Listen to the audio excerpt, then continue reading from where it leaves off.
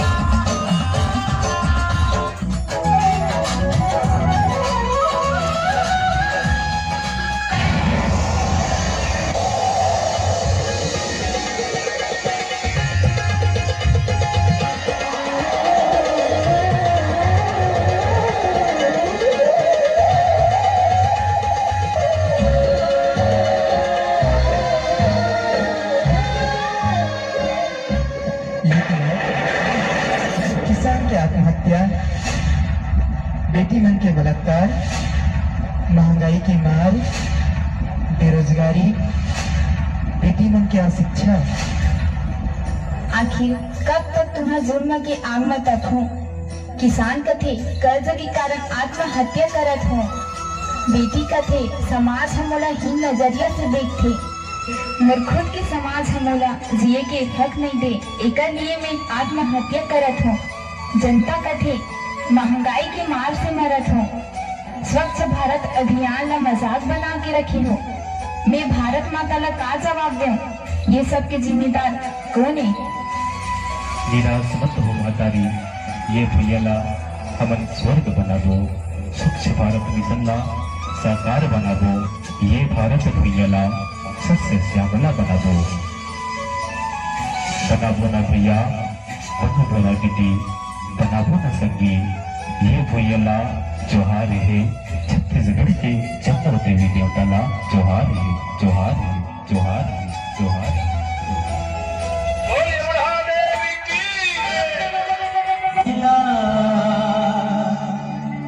रेला रेला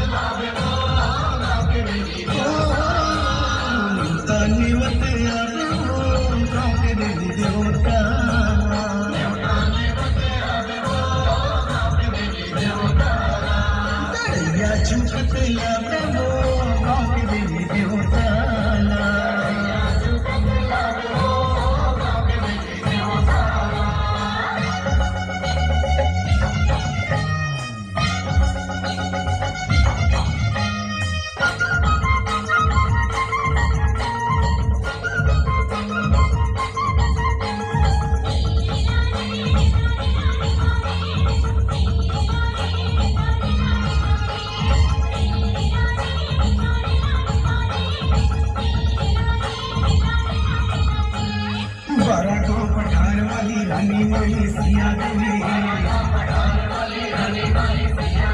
बड़ा भाव